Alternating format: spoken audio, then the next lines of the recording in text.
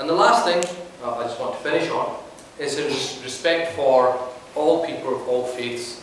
Right? It's not something that he was just for Muslims.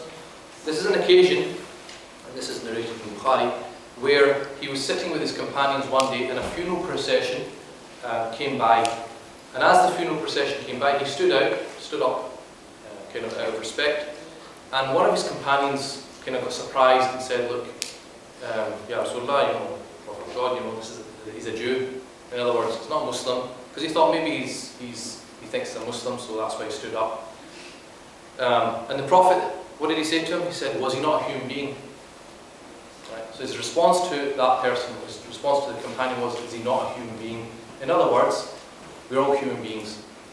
And just due to that fact, even whether we agree or disagree, there's a certain amount of respect that we should have with one another.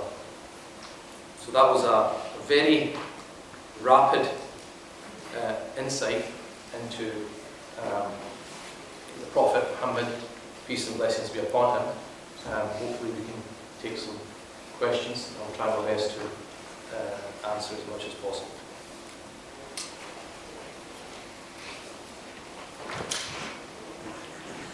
Okay, I'd like to thank the speaker for this fascinating talk, and I hope that we've all benefited from it.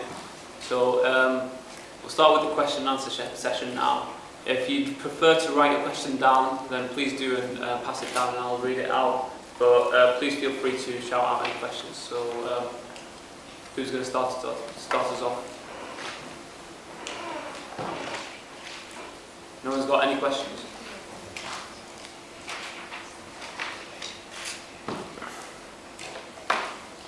Yeah. When was he born and how long did he live for? The exact date, I think it's 571 AD, which is the date that's given. In terms of how long did he live, the general consensus is 63 years. He was given the prophethood on 40, at the age of 40. There's a slight disagreement, but generally it's 63. And also that's the same lifespan of Abu Bakr and also of Umar, the two companions after him. They also lived the same life, had the same lifespan. Any more questions? Yeah, that's up. You said before that Muhammad was the merciful, and I think there was some story that after he went like after he killed anyone who insulted. That's been said a few times. If you actually look at the explanation given by Ibn Hajar, who wrote Fath al-Bari, which is the most widely read explanation of Bukhari, where the incident is narrated, there's different versions of that. That's one narrative that's been kind of plugged. But the actual, when I looked into this, because I've been asked this before, what happened was the person who was killed was not actually, it wasn't just because of that incident, it's because they'd killed somebody else. So it was a life for a life, in a sense. It wasn't just because they'd insulted the Prophet. So to just narrow it down to that one thing is not, it doesn't give the full answer. Yeah, that's all. I very briefly remember hearing a statement about the idea that one who believes with his head the most complete faith has the best character. Why is it that in parts of the world where the three Abrahamic faiths originated, Christianity, Judaism, Islam, why is it that the most religious portions of the world happen to be the most violent or at least called intention? The thing is, I wouldn't fully agree with that statement, because if you look at wars which have been caused through secularists or people, if it's not to do with people that are not affiliated to any particular religion, you can also, if you just look at this last century, look at the world wars, look at other wars that have happened, you'll see that the common factor, I would say, in most wars is it's about power and control. And so religious people or people belonging to a faith, they're still human beings and they can still be corrupted. Their faith is supposed to stop them from that, but they're still, it can still happen. And so if that does happen, I don't think it's because of the actual faith. I think it's because of the overriding factors of power and control, and I think that's been more or less the same historically. You find that most wars are about, and this is why, you say it's about now in the times we're living in, weapons of mass destruction, or it's about something else, or they'll give it a different agenda. But when it comes down to it, it's because of natural resources, it's because of power, it's because of economics. Any other questions? Yeah. We use the term profit in different ways, in different cultures, different faith communities. Could you, from your perspective, tell us what profit means to you, particularly in the context of what you would say? Yeah, basically you have a prophet, Nabi in Arabic, and a Rasul, a messenger. A prophet is basically somebody who is given revelation of some sort, most likely through an angel. The only difference with a messenger is that he's also a prophet, but he's actually been given a message. So a prophet could, in theory, just be given revelation to reaffirm something that another prophet had come before him with, and not necessarily anything new legislation or anything like that. Whereas a messenger is a prophet who's also been given a new message or something to give to people, some type of message that he's brought. So like another type of law system or something. Okay. Yeah. I think one of the main signs that verifies our prophet supremacy is how he dealt with women and how he guaranteed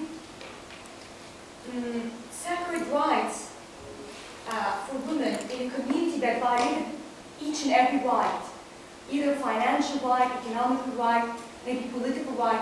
Could you just tell me, how can Islam protect rights of women, especially that sometimes I've been faced with I don't know whether it's a tradition or what, that says that a woman cannot control, cannot be a boss or just manage a few men or whatsoever controls any managerial position. I think you're correct. I mean, that's another topic in women in Islam and the rights. It's well known, rights to property, other rights were given, at that time of the Prophet ﷺ, which later societies struggled to get, later on. So there's lots of kind of rights which were given to women, which kind of was one of the you could say in a sense, a revolution at the time of the Prophet ﷺ when he came, because he, was saying, look, the freed slaves and freed people are the same. That's what I was talking about in terms of equality. Women as well, although they have different roles. But that sense of equality was very, very dangerous for Arabs at that time, who didn't like this kind of new ideology or new way of thinking. In terms of holding positions, if you just look at the companions, there was also a woman called Shifa who was in charge of the accounts of Medina at that time. So there are examples of women who held positions of authority, you could say. So I think that it depends, that particular hadith, it depends how you interpret it. If you take a very literal understanding of it, then you say, well, you can't have any kind of role or kind of authority. And people take it to extremes. But if you look at the general understanding of that's been held throughout Islamic history, and there's lots of examples of women who were in those kind of positions, it's clear that the early scholars didn't take that understanding that they can't have that position. So they can't have positions because they have authority over men. Did the Prophet, peace and blessing be upon him, ever beat his wife? Though there's a narration in Muslim that the Prophet Muhammad, peace be upon him, never had a woman, nor a servant, nor a child. So he's actually he's reported to not have hit anybody, which is why even when it's like disciplining children, the highest or kind of goal is not to discipline them physically at all, because that's the way of the Prophet. If the chapter is 34:4,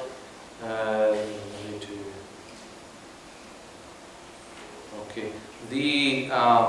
There's a chapter called the chapter of women, Nisa, and there's a verse 34 which is sometimes being used to try to justify domestic abuse, as we know it. I wrote a whole booklet actually explaining this verse, so if anyone's interested, they can get it from our website, Unity Family.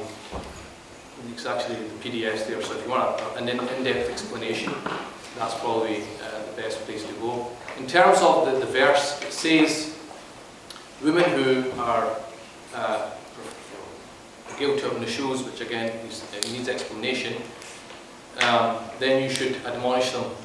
So you basically remind them of the laws of God, and if they don't respond, then you leave them in their beds, because that's an emotional connection. And then lastly, and this is where the misunderstanding is, the word says darb, which means, if you translate it, it's hit. And if you look at different translations, they translate it in different ways. I've even seen beat and then stroke lightly, beat lightly. The only thing I ever beat lightly is an egg.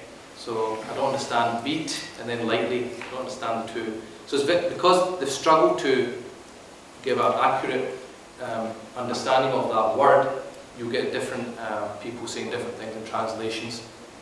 When we come across any verse like this, or indeed any verse in the Quran, it's important to understand it in its context. And a lot of the problems that we face now, the most prevalent one, probably extremist violent interpretations, is because they take verses out of context. And if you look at that verse, you have to understand it from the explanation that scholars have given, and also from the explanation of what the Prophet, through his hadith, through his saying and actions, and explaining that, what that actually means. And Ibn Abbas, who was one of the companions of the Prophet, peace and blessings upon him, and he was also known for his extremely deep understanding of the Quran, he said that the hit that was suggested in the Quran is not really like a punch or a hit. It's more like a tap, which you do with a miswak, which is like a twig, which you kind of use to clean your teeth with. And what he said was that, another scholar said it's like a handkerchief. And so what the scholar says is that it's more of a symbolic thing rather than a physical thing. It's not supposed to, because you're not allowed to leave any marks, etc., etc. So it cannot be a physical thing, it's a symbolic thing. That's number one. Number two is that the whole purpose of that verse is when there's a discord, there's a marital discord, and you're trying to rectify the marriage, you're trying to save it, because the next verse talks about mediation. And so scholars say that if in a culture or in a society where even a symbolic tap or whatever would be misconstrued and would not actually lead to the desired result of reconciliation, then it becomes prohibited, because you have a legal maxim which says if there's two harms, you go with the lesser harm. So if something is going to cause, if there's two things that are both going to cause harm, but one's going to cause less harm, you go with the lesser of harms. And if you have a situation where you're trying to achieve something, but by doing this action is actually going to achieve the counter, then you don't do it at all. Because it's better, rather than having a negative result, having no result. So if it's going to lead to a negative result, which in other words, it will not help reconcile the marriage, then it has to be refrained from in the first place. So there's a lot more to it than just, reading it literally. And if you want a more detailed explanation, then you can read the booklet on that. Okay, another written question. The character of many Muslims today is nothing like the character of the Prophet. What do you think is the best way in order to change this? I think reconnecting with the Prophet Muhammad. I mean, one of the things that we're doing in Glasgow is that we're in the university. It's called the Prophet, peace and blessings upon, on campus. And it's a program going through the life of the Prophet. and we're trying to make it relevant or take contemporary lessons for students. And one of the things I found, and this is Muslim students, is that the knowledge of the Prophet's life and just details is extremely poor amongst Muslims. And this is the thing I always tell them, is that if you don't know this person, if you're supposed to love this person, you don't know him, how are you supposed to do that? You can't love somebody you don't know. And unfortunately, we're living in a time where people know more about footballers than they do about their own Prophet. And so it's something that we're trying to rectify. So I think the best thing is to study his life, and not only just like facts and figures, but to actually study his character.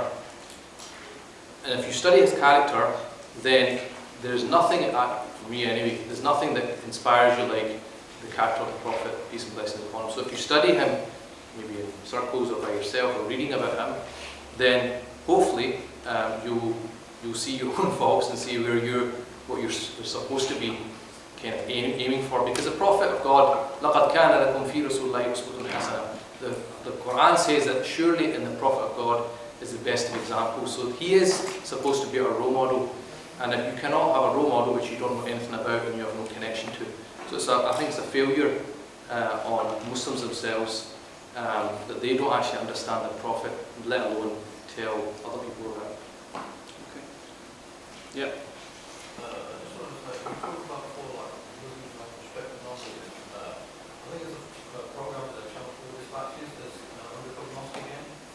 They're showing that apparently they're teaching about how Hindus drink urine and stuff like that. Right? Sorry? How Hindus drink urine and stuff like that. So Right. teaching basically non-Muslims to other groups. So what do you have to say about that? Well, we need to watch the programme first before I have to comment. But what I will say is that the religion of Islam is one thing and Muslims are another thing. And generally, Muslims are not really doing a great job following their religion. So I think that it's very difficult to just take people as an example. For example, like, I've done a lot of work in domestic abuse. In Britain, every minute there's a call to the police of domestic abuse. And they actually say that on average, a woman is assaulted 35 times before she plucks up the courage to phone the police. So this is a huge problem. In Scotland, it's one every 10 minutes, massive problem. 2 women a week are killed through domestic abuse in Britain. So the thing is, we can't say now, well, because it's so widespread, we just made a blanket statement that Britain or British law supports, killing of women or domestic abuse or abusing. So the thing is, you can't just use, the behaviour of certain people as an example for the whole of, the British system or the British law or whatever. But the British system doesn't teach you about people, people. In these schools, basically, people try to teach kids. Yeah, I'm telling you that they're teaching them their own misconstrued understanding. It's their understanding, it's not the religion, it's their understanding of the religion. I'm sorry, I'm just not getting how you compare this to the example you just said before about how you see people, like how they attack women. No, I am saying to you that people behave in a certain way, right? That doesn't necessitate that the law is telling you to do that. That doesn't, there's people that justify domestic abuse, right? And they'll try and justify it. They can justify as much as they want, but that justification is a misrepresentation of the texts. Similarly, those people that are teaching that, they are misunderstanding the texts, and that is our job to promote the proper, correct understanding of that. This is not like a myopic kind of behaviour, this is historical. This is like Your opinion, yes, of course. Yeah, this stuff like happened in Egypt, like Christians being persecuted in Egypt, and historically, no one was going to pay jizya, they've had 3 options, you either eat, you die, or you pay tax. Look, if you want to get into a historical discussion, you can go into the Crusades and what happened there and all the rest of it. What I'm saying is that what happened with the Crusades doesn't reflect Christianity, and what these people are saying, whatever, doesn't represent Islam. Right? I mean, that's their interpretation, and we can challenge them on that. But you can't just equate that. I think if you maybe want to continue this discussion afterwards, just give a few others a chance to ask some more questions. Gentlemen up there. Okay, let's go back to role models. Is it not very, very difficult to use someone that lived at a time when like slavery and law promoting, capital punishment and things like that? Does that not make it very, very difficult to use that as a model for today? Because slavery is, and slavery, homosexuality, and capital punishment are the big three that have changed hugely. I mean, so how do you reconcile those? Because I mean. Yeah, I mean, the thing is, it doesn't mean that you take that model the way it was at that time and completely plonk it into our context. But what that model has is principles, has guidelines, has maxims, and those can be adapted to your environment. But I mean, mostly in the context of, a large war, like the Battle of the Trench is one of the ones I'm familiar with. The concept of mercy there is abhorrent by modern standards. I mean, we can't learn anything from it that we want to implement ever again. We never want to do, killing captives. I mean, that's something we never do. But then it was fine. I mean, it's, the standards of, punishment for treachery. You'd be familiar with the versions. I mean, Yeah, what I'm saying is that you'd have to look at what happens is you have rulings. yeah. And rulings have, way of putting it is that they have a reason behind that ruling. Yeah? So there might be a ruling is based on this particular reason.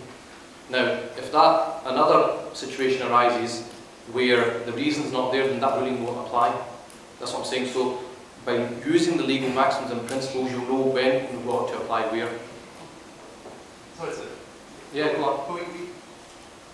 But we never want to do it again. We never ever want to kill prisoners of war. I mean, it's not that the ruling that exactly the same situation might occur. Yeah, but certain situations might have been specific to that context, which is why you need to know the reasoning behind it. So there might be a certain situation happened because of a certain reason. Now that reason doesn't exist anymore, so that ruling wouldn't exist. Yeah, just about the prisoners of war, whether to kill them or not.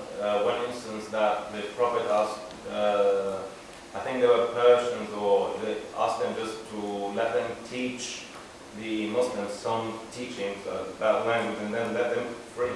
So it's not necessarily said in the Quran. It definitely, the Battle of the Trench, they definitely did kill prisoners of war, hundreds and hundreds. I mean, it's just difficult to think that we're using that as any kind of role model. I mean, that's no kind of role model we ever want to use. I mean, we could even historically say that, we can even criticise it. I mean, we can be stronger and say that, I don't know, maybe mistakes were made or something. I mean, it's very difficult to, it's just very difficult to understand. In the context of a perfect role model, killing prisoners of war, I mean, the two things are just not compatible in my mind. I mean, that's...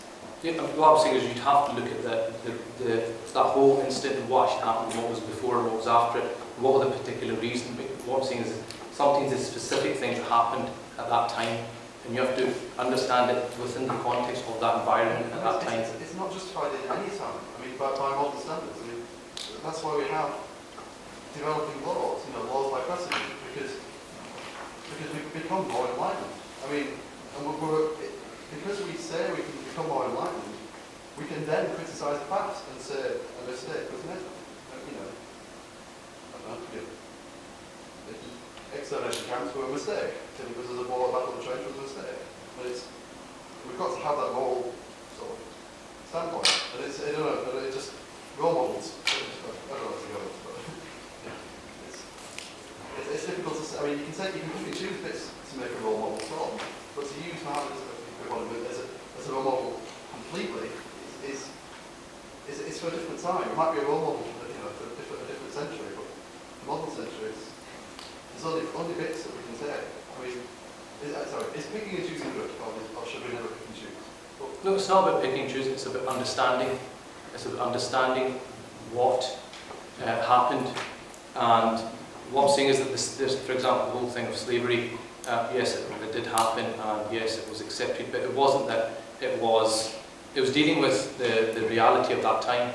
It wasn't because that's what the desired aim was. The aim was to get rid of it. But when you're in that environment, it's very difficult to achieve that within 5-10 years. It's a gradual thing. So what I'm saying is that there might have been something specific there, but that doesn't necessarily mean that that was the end all aim. It could be something which happened for that time only. You'd have to look into that further. Okay. One final question, gentleman here. In my experience, a lot of Muslims I've met take a lot of pride in the tolerance of Islam, particularly towards Judaism and Christianity. But conversely, there seems to be a lot of trouble dealing with polytheistic faiths or atheistic faiths. And I wonder what you think, how Islam can deal with that, because that's where we live now, is that actually we don't just have these, there aren't 3 world religions, there's far more than that. But Islam seems to have a difficulty dealing with these other religions. Difficulty in what sense? Well, in my experience from people I've met, is that they really find that something absolutely abhorrent. Whereas they can kind of see a kind of misguidedness in Judaism or Christianity. The other religions they see as something really wrong, and that those people being kind of absolutely doomed in what they're following. The thing is, I mean, if you look at the time, the beginning of Islam, they have dealt with, people. You're never going to get a situation that you can, the whole world, you think that the whole world is going to be agreeing with you. And the Quran says that, the people will differ. They always have differed. So you're going to have to accept differences, and I think that's just something that if people understood the Prophet himself, he was very tolerant. I mean, you definitely, he's going to give his message, but at the same time, he had to tolerate, but not everyone's going to accept it. His own family didn't accept it. Can I just have a comment, a very final comment? I'm sorry, I said the last question, so it's unfair on to the rest who wanted to ask. But there's going to be opportunity to discuss things afterwards outside, so please feel free to mingle and ask each other questions, and we stay behind for a bit. And Sheikh will be staying behind for a bit as well, so if anyone has any questions for him, please do approach him. At this point, I'd like to thank Sheikh again for giving us this fascinating talk, and I hope that, as I did, that you all benefited from it. I'd just like to remind you all to, if you haven't done so already, to fill in the feedback forms. These are really important in that they will aid us in planning future events. If you don't tell us what you want, we don't know what to prepare for you. Finally, I'd just like to remind you of the rest of this week's talks. So tomorrow we have a talk titled Who's Afraid of Islamophobia, which will be delivered by Dr. Chris Allen from the University of Birmingham. That will be at 6:30, not 6 o'clock, 6:30 p.m. in the Cavendish Lecture Theatre, so next door. Then on Wednesday we have a day off. On Thursday we have a talk entitled Why Are So Many Britons Converting to Islam by Lancaster University's Leon Musawi, who's a PhD student here. That will revert back to the 6 o'clock time slot, and that too will be in Cavendish Lecture Theatre. And then finally on Friday we have a talk titled The Purpose of Life, which will be delivered by Adam Dean, and that will be also 6 o'clock in the Cavendish Lecture Theatre next door. Finally, I'd just like to thank you all again for making it today, and I hope that you've benefited as I did, and I hope that you all stay behind for the hot food outside, and hope to see you again the rest of the week. Thank you very much.